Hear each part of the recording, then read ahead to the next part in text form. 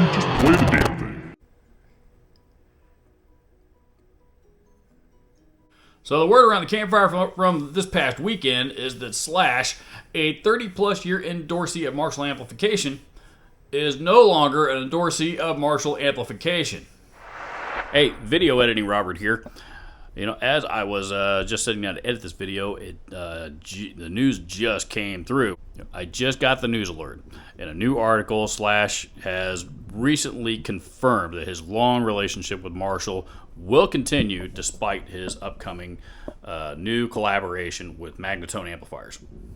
So according to this, Slash has officially not left Marshall amplifiers. He's still a Marshall endorsee. However, he's now also doing a collaboration with Magnatone amps, coming out with a signature amp with them on the side. And this is not unusual for Slash. Of course, he's been a Gibson endorser for as long as he's been a Marshall endorser. But he's also had a long-standing relationship with BC Ritz, for example, as he's very, very well known for also playing BC Ritz Mockingbirds, and even has a signature Mockingbird model with them, or at least has in the past.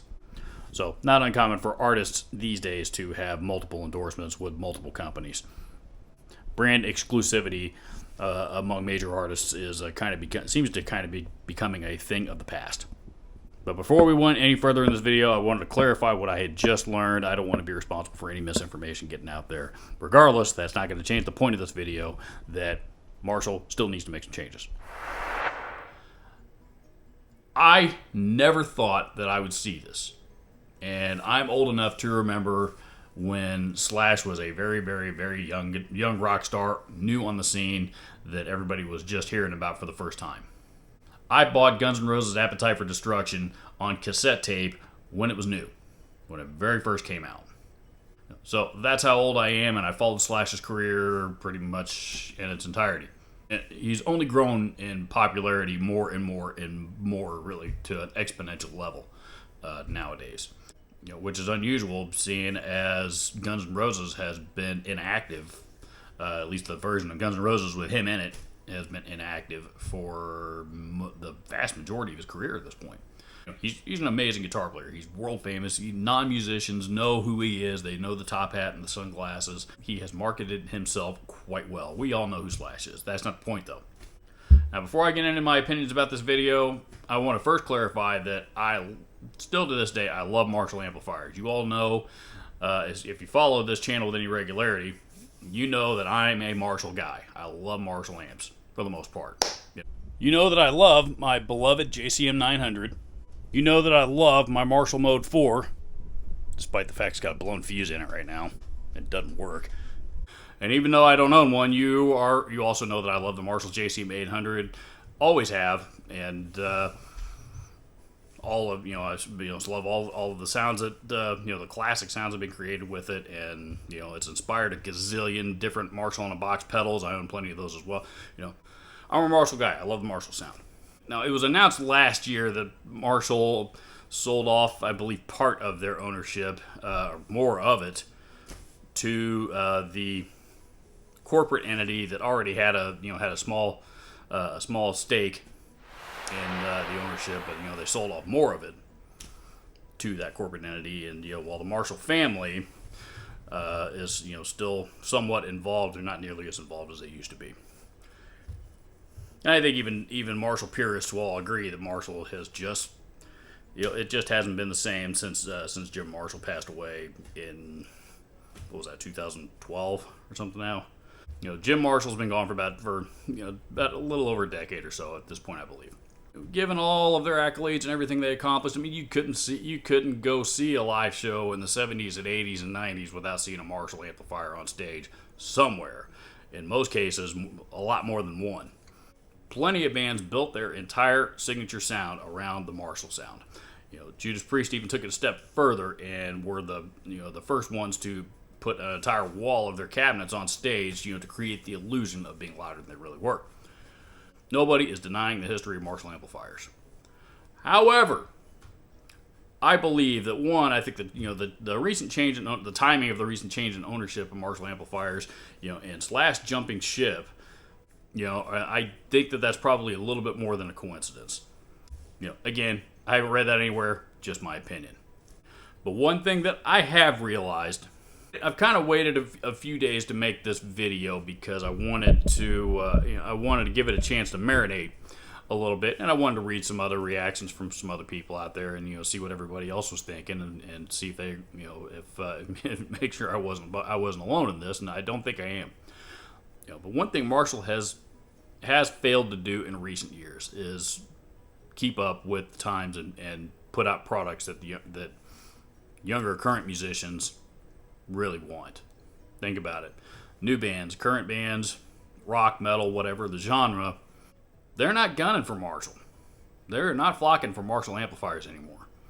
They want Engel, they want Mesa Boogie, they want Friedman, they want they want Peavey on the more inexpensive side of the spectrum. They want Driftwood for the really expensive boutique stuff.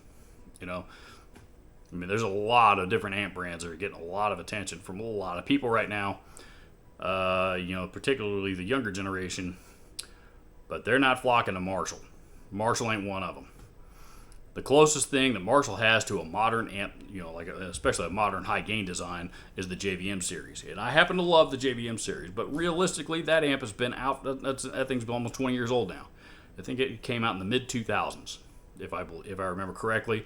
And at the time that they came out with the JVMs, those were really designed as an updated replacement for the JCM 2000 TSL series that they had just recently discontinued. Not to be confused with the DSLs, which were quite a bit different.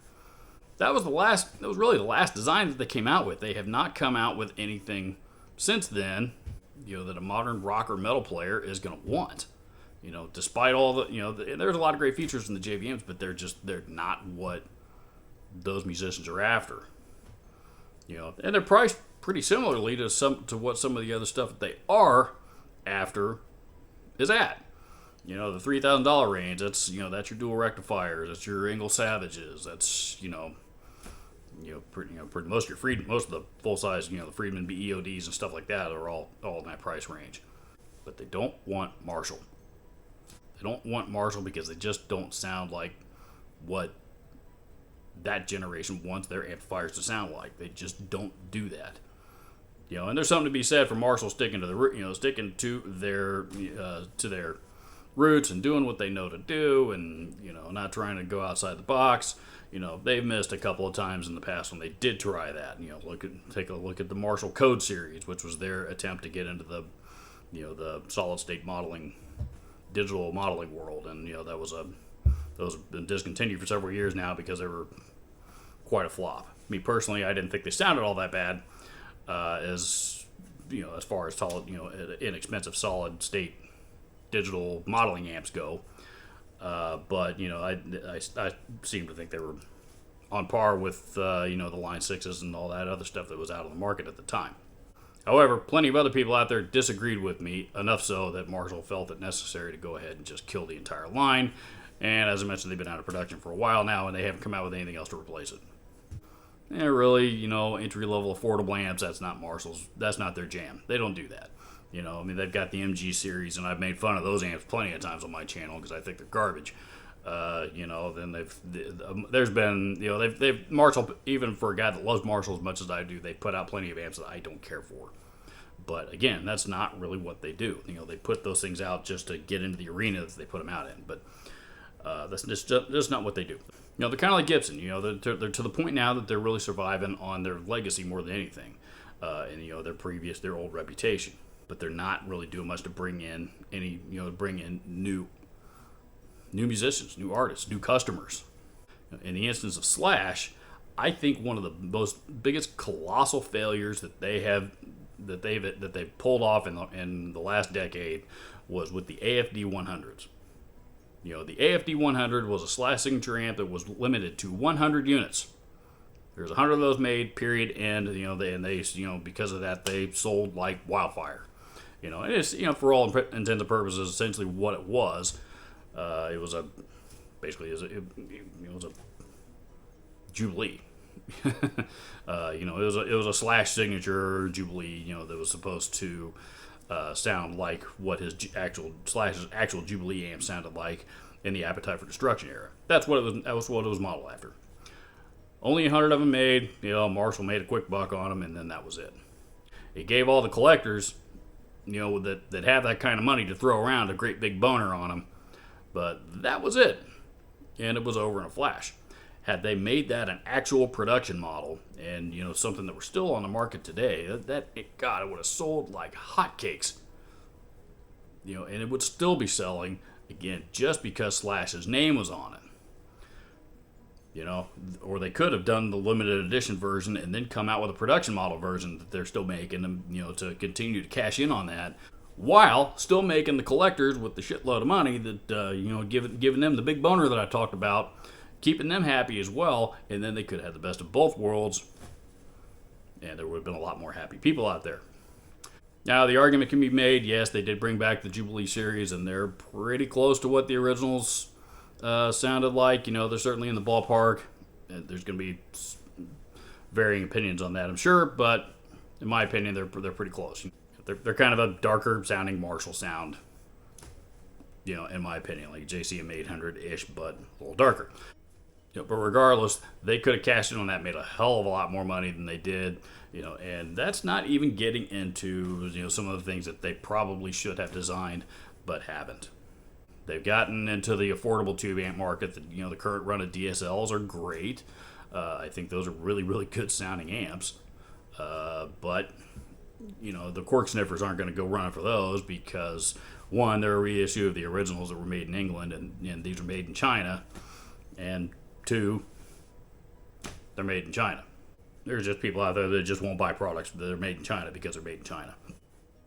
So that limits that audience to the, in most cases, the younger audience that don't have the money to buy the made in UK stuff. But the DSLs aren't necessarily designed to sound like that younger audience wants them to sound like. So, hopefully this is starting to make sense how Marshall is just missing the mark these days. They're just not putting out what people seem to want from them. Now, I love the classic sounds, like I said. I love the Plexis, and I especially love the JCM 800s and the 900s, and and the JCM 2000 DSLs anyway. Didn't care much for the TSLs. But as I record this, I turned 46 years old here in about 3 weeks. So I'm not the players that are 20, 25 years old, 30 years old, are looking for, that's the sounds that I like. I admit, I'm getting older. That's not what they're looking for anymore. Marshall needs to do some tweaking. They need to put out, an actual modern sounding amplifier, and not just modern tones, but modern features. More MIDI options, onboard attenuators, onboard DIs and IRs, things of that nature. Put out some of that stuff, high-tech stuff that people like. Meanwhile, Slash jumped ship and went to another amp company's been around forever, but on a much, much smaller scale, called Magnatone, who are starting to make a bigger splash on the scene. And Magnatone, I'm willing to bet, just hit the jackpot, because those amps are not carried in a lot of retailers out there. I think Sweetwater carries them. They're really the only big one out there that I'm aware of. I admit I didn't dig too hard on that, but generally, nowadays it's pretty much Sweetwater and Guitar Center and Sam Ash, and I think of those the three really big ones. Sweetwater are the only ones that carry them. Well, given the Guitar Center in particular has a long history with Slash, I'm willing to bet that they're going to work pretty hard to try to get in on the Magnatone game and get the Magnatone amps into their inventory, as well as who knows how many other smaller dealers. Magnatone, while they're probably going to need to step up their production game, so if you're getting into, so be prepared for that, by the way, if you go shopping for Magnatone amps, if that happens. So be prepared for that, by the way. If you go shopping, if this happens, my prediction happens, and you go shopping for Magnatone amps, there may be a backlog, maybe a back order, because they're going to be way behind on production, and it's going to take them a while to catch up and figure out how to catch up and continue to meet that demand. Unfortunately, and I hate to say it, but Marshall seems to be another long-standing legacy brand that has been a part of our industry for half a century now, or more, longer than that. And unfortunately, they're starting, that legacy is starting to fade. Personally, I find it sad to see happen.